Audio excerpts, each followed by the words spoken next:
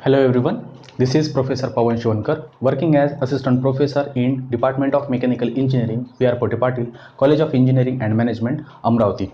And I welcome you in fourth lecture of Mechanics of Material or Strength of Material. And today we are discussing numericals on whatever the portion we have covered, just like a simple stress, strain and elongation. Okay, before we start, let us see formulas collected up till now. So first formula, stress sigma equal to load upon area. Secondly, strain E equal to change in length upon original length. Third, Young's modulus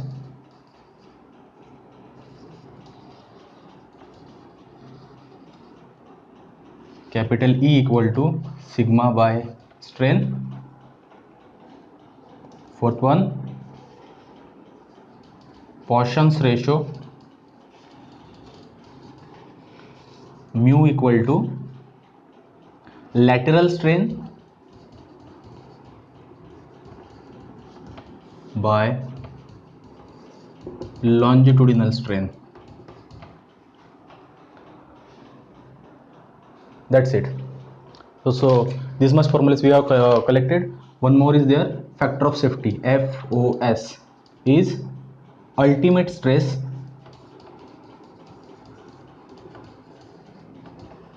by working stress. So these are the formulas. On the basis of this, we'll solve some numericals.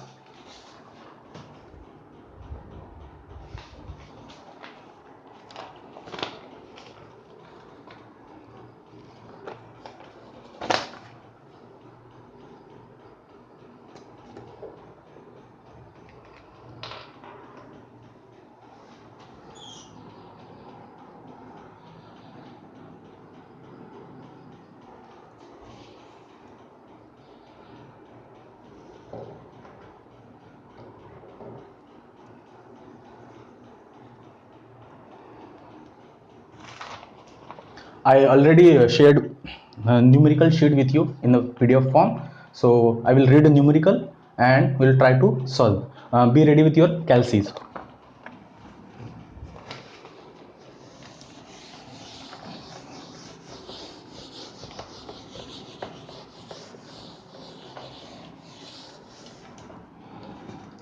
The very first numerical I am reading. A rod 150 centimeter long and diameter 2 centimeter is subjected to axial pull of 20 kilonewton if modulus of elasticity of material of rod is 2 into 10 raised to 5 Newton per mm square. Determine stress, strain, elongation of rod. तीन चीजें हमें निकालनी है. जो कुछ दिया है सबसे पहले हम लिखेंगे for numerical 1, rod of 150 centimeter long. So length is given as 150 centimetre. Centimetre को कन्वर्ट करना है हमें mm में. देखो 1 metre equal to 1000 mm, 1 centimetre is equal to 10 mm. Okay, so length is 150 centimetre, mm में हो गया आपका 1500 mm. Secondly diameter is 2 centimetre, d 2 centimetre, that means 20 mm. Subjected to axial pull of 20 kilonewton. 20 kilonewton. So kilo stands for 10 raised to 3 Newton. और Young's modulus value दी है material की, E is 2 into 10 raised to 5 Newton पर mm square. क्या क्या निकालना है? Stress निकालना है आपको, देन स्ट्रेन निकालना है E, और elongation of rod that is DL निकालना है. सो ये सारी चीज़ें हमें निकालनी है. सो सबसे पहले स्ट्रेस से हम स्टार्ट करते हैं. We know that stress formula है लोड अपॉन एरिया. सो सबसे पहले आपको यहाँ पे एरिया लगेगा. देखो स्ट्रेस निकालना है, लोड आपके पास में है 20 इंटू 10 टू 3 न्यूटन, एरिया नहीं है हमारे पास में, तो पहले हम एरिया निकालते. एरिया। अब एक्चुअली क्या दिया है, लेंथ है और डायमीटर है, मतलब जो स्ट्रक्चर है वो ऐसा कुछ सिलेंड्रिकल पीस है जिसका डायमीटर है आपका 2 सेंटीमीटर या फिर 20 mm और जिसकी लेंथ है 150 सेंटीमीटर। अब एरिया क्या रहेगा, ये क्रॉस सेक्शनल एरिया रहेगा। सर्कल है, क्रॉस सेक्शनल एरिया मतलब, तो सर्कल का area π/4 d square. Okay, so I am putting values π/4 as it is. D is your 20 mm, so 20 square. आपका एरिया कैलकुलेट करो, वो निकल के आना चाहिए 314.15 mm स्क्वायर। तो ये आपका एरिया आ गया। अब आप स्ट्रेस निकाल सकते हो, hence stress load upon area, load is 20 into 10⁻³ देखो लोड है आपका 20 into 10⁻³ divide by area is 314.15, so stress आना चाहिए 63.66 न्यूटन पर mm स्क्वायर। ठीक है, यूनिट क्लियर है। देखो हमने एरिया का यूनिट निकाला, डी स्क्वायर आ गया, π/4 तो कांस्टेंट टर्म है, डी का डायमेंशन है आपका mm, डी स्क्वायर इसलिए mm स्क्वायर आ गया। सिग्मा हमने ऑलरेडी डिस्कस किया था, सिग्मा का यूनिट न्यूटन पर mm स्क्वायर है। फिर भी कैसे आया, देखो लोड का लोड का यूनिट है आपका न्यूटन और एरिया हमने निकाला है mm स्क्वायर में, तो आपका स्ट्रेस आना चाहिए न्यूटन पर mm स्क्वायर में। चलो तो पहली क्वांटिटी हो गई हमारी, स्ट्रेस हो गया। नाउ स्ट्रेंथ स्मॉल ई, फॉर्मूला क्या है हमारे पास में, एक है हमारे पास में फॉर्मूला dl/l और दूसरा यंग्स मॉडुलस के फॉर्म में हमारे पास में dl है क्या, e है क्या, दोनों नहीं है, e भी नहीं है और dl भी नहीं है, तो दूसरा फॉर्मूला यूज करते हैं। हमें पता है यंग्स मॉडुलस का formula E is equal to σ/e, तो यहाँ पे हम E का फॉर्मूला निकाल सकते हैं। देखो small e strength is stress by Young's modulus. Now E can be found out, sigma की वैल्यू है 63.66 और E की वैल्यू ऑलरेडी दी है 2 इंटू 10⁵। सो इस हिसाब से आपका E निकल जाएगा और E आना चाहिए 0.000318।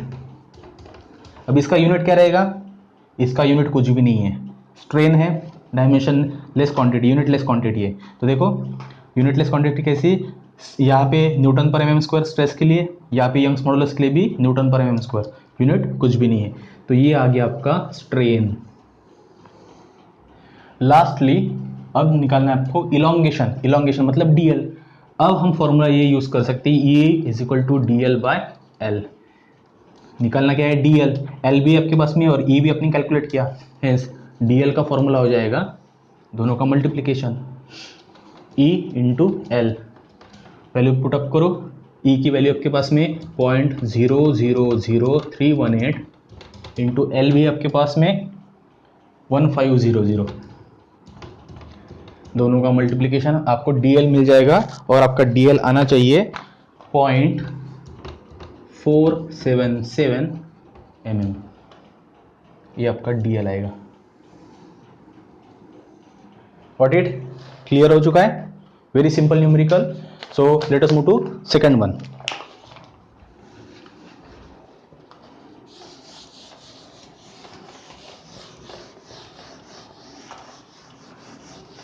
When we are solving numericals, you should be ready with your PDF sheet of numerical as well as Calc.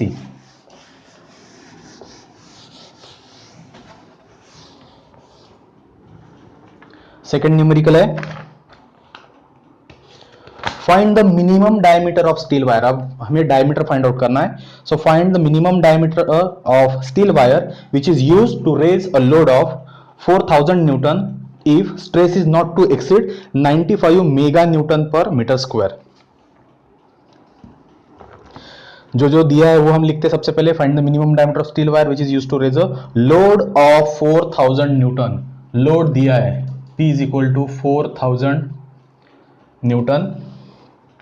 Stress दिया है, डायरेक्टली लिखा है stress is not to exceed 95 mega newton पर मीटर स्क्वायर। लोड तो ठीक है Newton में दिया है और स्ट्रेस दिया है 95 मेगा न्यूटन पर मीटर स्क्वायर। हमें स्ट्रेस चाहिए न्यूटन पर mm स्क्वायर में। सो कन्वर्ट कैसे करेंगे इसको, देखो 95 as it is, mega, kilo stands for 10⁻³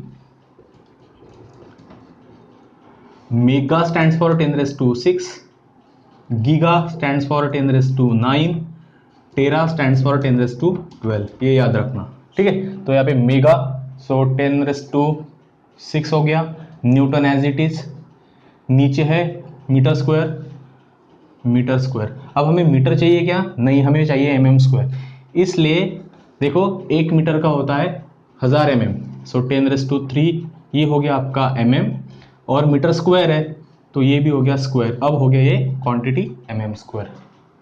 सो ये क्वांटिटी क्या हो जाएगी, देखो 95 10⁻⁶, और यहाँ पे भी 10⁻⁶ हो जाएगा, 10 क्यूब का स्क्वायर है, सो 3 × 2 6, सो 10⁻⁶ 10⁻⁶ हो जाएगा, कैंसर, बचा क्या 95 न्यूटन पर mm स्क्वायर। सो ये क्वांटिटी कितनी आ गई, 95 न्यूटन पर mm स्क्वायर। हर बार हम जो स्ट्रेस की क्वांटिटी और न्यूटन पर mm स्क्वायर में कन्वर्टेड लिखेंगे, और जो हमें लोड चाहिए वो न्यूटन में चाहिए। जितनी भी लीनियर डायमेंशन है, लीनियर डायमेंशन वो सब mm में चाहिए, याद रखना, सब लीनियर डायमेंशन हमें mm में, फोर्स हमें न्यूटन में, और स्ट्रेस हमें न्यूटन पर mm स्क्वायर में ही चाहिए। नाउ प्रोसीडिंग फॉर न्यूमेरिकल, इतना सब कुछ दिया है, निकालना क्या है, डायमीटर निकालना है, d = वॉट। अब d निकालना है, स्ट्रेस दिया है, लोड दिया है, क्या फॉर्मूला यूज करेंगे, सबसे पहले देखो डायरेक्टली स्ट्रेस दिया है तो स्ट्रेस का भी फॉर्मूला हम यूज करेंगे। Now we know that stress का फॉर्मूला क्या है, P/A, load upon area. Now stress की वैल्यू में लिख रहा हूँ, ऑलरेडी गिवन है 95 न्यूटन पर mm square equal to load दिया है 4000 डिवाइड बाय एरिया। सो अब एरिया, आप पहले एरिया निकालो और एरिया से डायमीटर निकालो, या फिर एरिया का फॉर्मूला सीधा सीधा यहाँ पे लिख दो। एरिया क्या है आपका, डायमीटर अगर पूछा है तो वो सर्कल होगा, सर्कल का एरिया π/4 d स्क्वायर। पूरे इक्वेशन में सिर्फ d अननोन है, कैलसी पे as it is put up करो, you will directly get d। So after calculation d should be 7.32, check करना है आपको कैलसी पे, ओके। डायमीटर आना चाहिए 7.32 mm। So very simple numerical. Moving to next,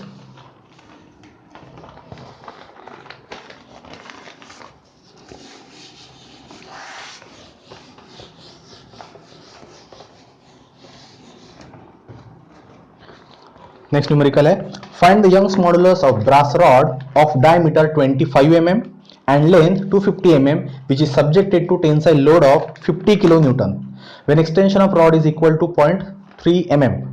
क्या निकालना है, find the Young's modulus, capital E निकालना है। क्या क्या दिया है, ब्रास रॉड डायमीटर दिया है D is equal to 25 mm, next है लेंथ दी है 250 mm, subjected to tensile load of, load दिया है 50 kilo newton, 50 kilo newton means 50 × 10⁻³ newton. Extension दिया है, मतलब क्या है, एक्सटेंशन हो गया, स्ट्रेच हो गया, कॉम्प्रेशन हो गया, ये सब डिफॉर्मेशन है, okay. So change in length वो हो गया, वो डायरेक्टली दिया 0.3 mm। ई निकालना है आपको, ठीक है। अब ई का फॉर्मूला वैसे तो क्या है, ई का फॉर्मूला है σ/E, तो आपको स्ट्रेस निकालना पड़ेगा, स्ट्रेन निकालना पड़ेगा, और इस रेशियो से ये निकल जाएगा। सो स्टार्ट कैसे करेंगे हम, स्ट्रेस से। We know that stress load upon area, load put up करो, लोड है 50 × 10⁻³ एरिया क्या है, एरिया के लिए डायमीटर दिया होगा, डायमीटर दिया है, सो π/4 25 स्क्वायर। सो इस हिसाब से डायरेक्टली आपका स्ट्रेस निकल जाएगा। सो आपका स्ट्रेस आना चाहिए, आपको ये सब आंसर कैलसी पे टैली करने हैं। So your stress should be 101.86 Newton पर mm स्क्वायर। स्ट्रेस हो गया, अब स्ट्रेन निकालो सेपरेटली। स्ट्रेन E = क्या फॉर्मूला है, dl/L, और डीएल बाय एल ये फॉर्मूला यूज भी कर सकते हैं क्योंकि डीएल भी है हमारे पास में और एल भी है हमारे पास में. सो DL is 0.3, L is 250.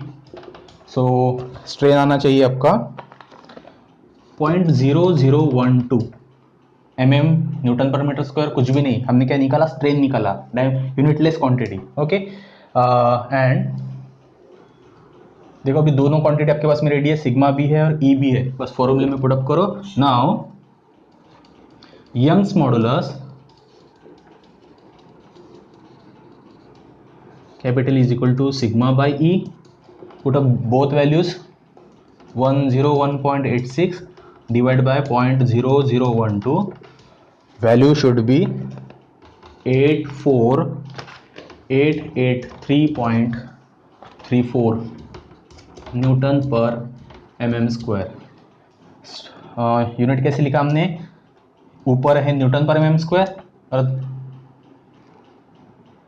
Sorry यहाँ पे फॉर्मूला है स्मॉल ई. ओके, न्यूटन पर mm स्क्वायर और नीचे स्ट्रेन है यूनिटलेस क्वांटिटी, तो जो कुछ भी स्ट्रेस का यूनिट है वही यहाँ पे आएगा 84883.34 न्यूटन पर mm स्क्वायर. आप इसको लगे तो इंजीनियरिंग स्टाइल में लिख सकते हो, आइदर 8.4883 इंटू 10⁴ न्यूटन पर mm स्क्वायर, या फिर ऐसे लिखा तो भी चलेगा, नो इशू. क्लियर है. चलो moving to next numerical. Anyhow इसी लेक्चर में हमें बाकी सभी न्यूमेरिकल कवर करने हैं, so that's I am taking it fast.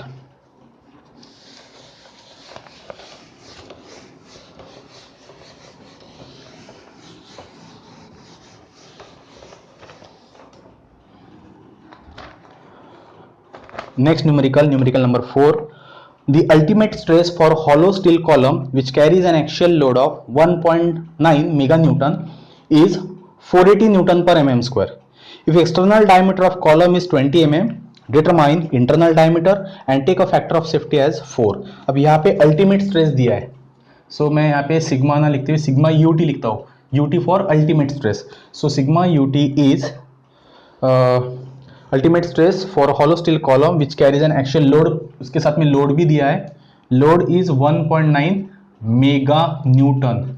Mega stands for 10⁶, मतलब लोड कितना हुआ 1.9 10⁶ न्यूटन एंड इज 480 न्यूटन पर mm स्क्वायर. न्यूटन पर mm स्क्वायर मतलब ये दिया होगा 480 न्यूटन पर mm स्क्वायर. अभी अल्टीमेट देने का रीजन क्या है कि वहां पे नीचे भी दिया है, फैक्टर ऑफ सेफ्टी भी दिया है, एक्सटर्नल डायमीटर दिया है DO. एक्सटर्नल डायमीटर को मैं DO लिख रहा हूं और इंटरनल को लिखूंगा DI. So DO is 200 mm. Determine internal diameter, DI निकालना है और factor of safety FOS equal to 4. और फैक्टर ऑफ सेफ्टी दिया है मतलब ये फॉर्मूला हम डेफिनेटली यूज करेंगे. फैक्टर ऑफ सेफ्टी होता क्या है, we know that factor of safety is ultimate stress upon working stress. so sigma ut by sigma w. ये sigma w क्या हो गया अभी कि जो स्ट्रेस हम एक्चुअली फॉर्मूले में यूज करते हैं ना, sigma is equal to load upon area, या फिर capital E is equal to young small is equal to sigma by E, तो वो हो गया आपका वर्किंग स्ट्रेस. ये तो मैक्सिमम दिया है. अब मैक्सिमम क्यों दिया है, क्योंकि बस मैक्सिमम क्वांटिटी दी और फैक्टर ऑफ सेफ्टी दिया जिससे आप वर्किंग स्ट्रेस जो नॉर्मल स्ट्रेस है आपका वो कैलकुलेट कर सको. तो सबसे पहले हम हमारा सिग्मा W निकाल लेते हैं. तो फैक्टर ऑफ सेफ्टी है 4, sigma ut ultimate stress 480, sigma working, hence sigma working equal to ये आ जाएगा 4 1 4 4 2 8 0. सो 120 न्यूटन पर mm स्क्वायर. ये आ जाएगा आपका वर्किंग स्ट्रेस, जो स्ट्रेस हम यूज करेंगे फॉर्मूले में. क्या निकालना है इसमें, यहाँ पे निकालना है हमें डायमीटर, इंटरनल डायमीटर. अब इंटरनल डायमीटर मतलब ये हॉलो स्ट्रक्चर है, ठीक है. चलो तो सबसे पहले जैसा सिग्मा निकाला तो अब सिग्मा का फॉर्मूला यूज करते हैं. Sigma is what, load upon area. देखो सिग्मा इज 120 निकाला आपने अभी, load is 1.9 into 10⁶ divide by area. Circle का area pi by 4 d square, लेकिन ये हो गया हॉलो सो अगर डी स्क्वायर ना लिखते हुए ये है outer diameter minus internal diameter, देखो ये हो गया सर्कल, तो यहाँ पे एरिया हो गया पाई बाय 4 डी स्क्वायर, लेकिन अब हो गया ये हॉलो स्ट्रक्चर, तो ये हो गया आपका डी आई और ये हो गया आपका डी ओ आउटर डायमीटर, तो यहाँ पे आपका फॉर्मूला हो जाएगा pi by 4 D O square minus D I square. Got it? इसलिए यहाँ पे फॉर्मूले में रहेगा आपका D O square minus D I square. So 120 equal to 1.9 into 10⁶ divide by pi by 4 as it is. Outer diameter आपको दिया है 200 mm, सो 200 स्क्वायर 200 का स्क्वायर है और यहाँ पे डी आई का स्क्वायर एज इट इज। सब पार्ट पूरा का पूरा कैल्सियम में पुटअप करो, you will get a final answer for internal diameter and it should come out 140.85 mm। Got it? Clear? इस हिसाब से हमने इंटरनल डायमीटर निकाला। दिया गया था सिग्मा अल्टीमेट दिया था, लोड दिया था, आउटर डायमीटर दिया था, फैक्टर ऑफ सेफ्टी दिया था। ये दो नोटेशन दिए कि मैक्सिमम स्ट्रेस है और फैक्टर ऑफ सेफ्टी, इसीलिए हमने वर्किंग स्ट्रेस निकाला। अगर इसके बारे में कुछ भी डिस्क्रिप्शन नहीं रहता था कि फैक्टर ऑफ सेफ्टी वगैरह कुछ भी दिया नहीं है, तो जो स्ट्रेस दिया हुआ है वही हमारा एक्चुअल और नॉर्मल स्ट्रेस है, वर्किंग स्ट्रेस है, उसको लेके हम कंटिन्यू करते थे। ये स्पेशली दिया है, इसका मतलब वर्किंग स्ट्रेस निकालना है। क्लियर है? जो चीज दिए तो 100% उसका फॉर्मूला यूज होगा। नेक्स्ट,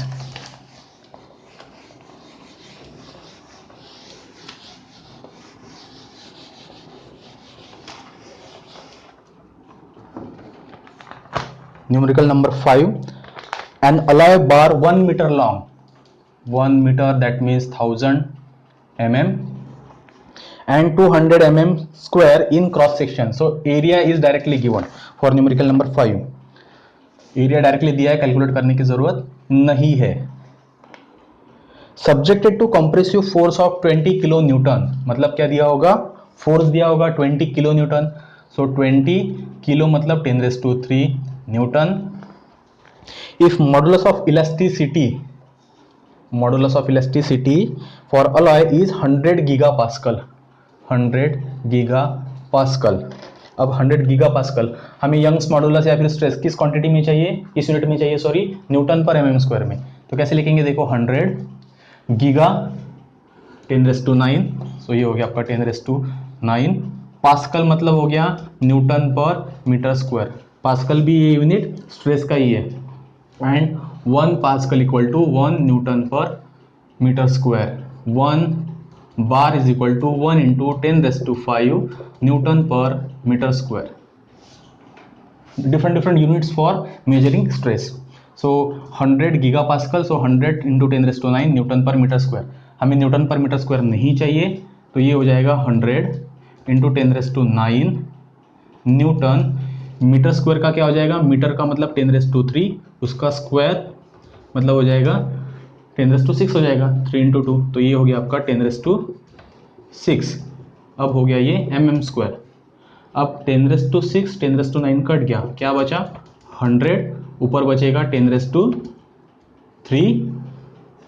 न्यूटन पर mm स्क्वायर। तो ये आपका यंग्स मॉडुलस है 100 इंटू 10⁻³ न्यूटन पर mm स्क्वायर। या फिर लिख सकते हो आप, कितनी जीरो हो गई? ये 3 हो गई और 4 5, सो 1 इंटू 10⁵ न्यूटन पर mm square you can write. Young's modulus हो गया। निकालना क्या है? Decrease in length of bar, either length decrease हो या फिर इंक्रीज हो, वो चेंज इन लेंथ है, मतलब इलोंगेशन निकालना है या फिर डिक्रीज इन लेंथ निकालना है। तो DL निकालना है हमें।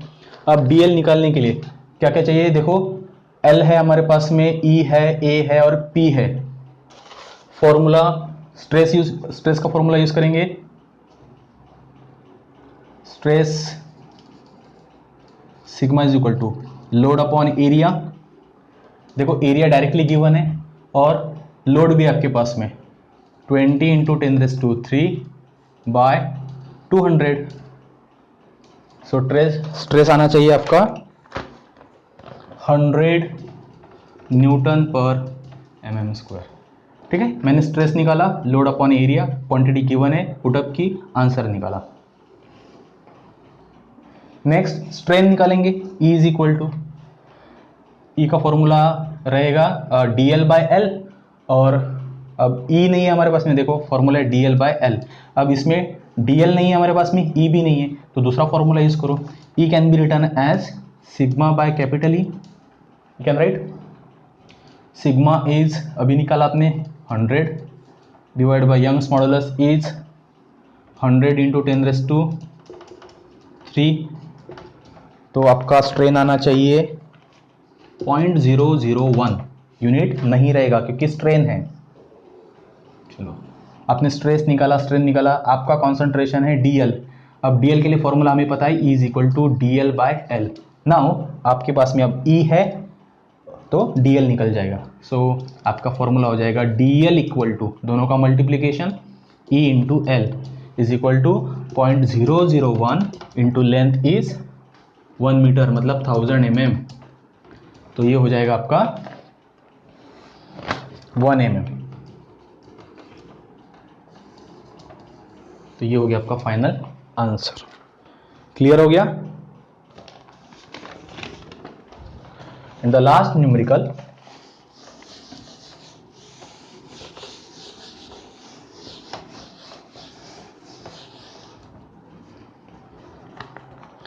last one, that is a numerical number 6. A straight bar of 500 mm length, L is 500 mm, has a cross section area, again cross section area directly दिया है 500 mm square.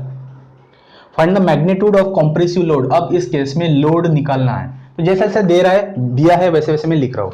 compressive load under which it will decrease the length by, अब decrease in length दिया है ना, मतलब DL is, carefully numerical को पढ़ो, आपको क्लियर समझ में आ जाएगा कि न्यूमेरिकल में क्या दिया है और क्या निकालना है। सो DL इज 0.2 mm और यंग्स मॉडुलस की वैल्यू दी है, take capital E is 200 giga pascal. Giga pascal अब भी हमने देखा 200 इंटू गीगा 10⁹ पास्कल न्यूटन पर मीटर स्क्वायर।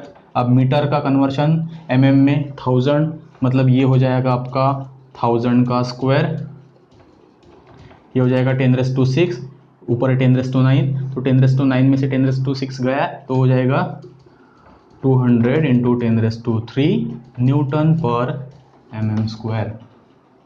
ओके, केयरफुली देखना, इसको समझ में आ जाएगा।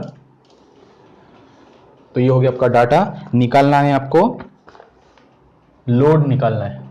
अब लोड निकालना है, क्या दिया है आपको, यंग्स मॉडुलस दिया है, DL दिया है, so stress is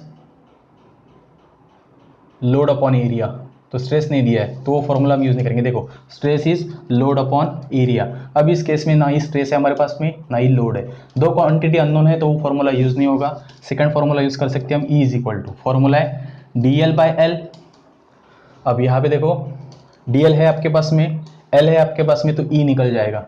so DL is 0.2, L is 500, तो यहाँ पे E निकल जाएगा आपका 0.0004 यूनिट, कुछ भी नहीं, स्ट्रेन निकाला हमने।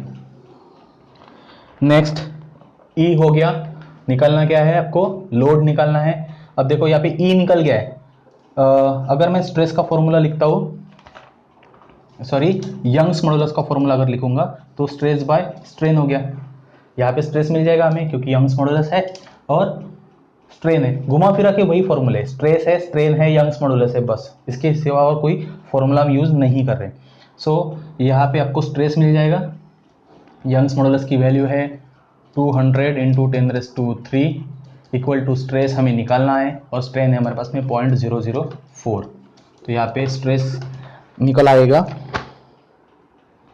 80 न्यूटन पर mm स्क्वायर। अब आपको स्ट्रेस मिल गया है, स्ट्रेन मिल गया, निकालना क्या था हमें, लोड निकालना था। स्ट्रेस के फॉर्मूले में लोड आता है, load upon area, so hence load is equal to क्या हो जाएगा, दोनों का multiplication, stress into area. Stress है आपका 80, एरिया है आपका 500, इक्वल टू 40 1 2 3 ओके 8 5 40 1 2 3 30 और क्या निकाला हमने लोड निकाला इसलिए यूनिट आएगा न्यूटन या फिर आप इसको लिख सकते हैं सीधा सीधा 40 और ये 3 0 के लिए लिख रहा हूँ मैं kilo Newton that is a style of writing standard. So in this way we have calculated force or load. Okay, we have completed all the numericals. In next lecture we will see analysis of bar of varying cross section. उसका एक छोटा सा derivation है, derivation नहीं पूछा जाएगा लेकिन उसके न्यूमेरिकल इंपॉर्टेंट है तो वो हम देखेंगे. Okay, thank you.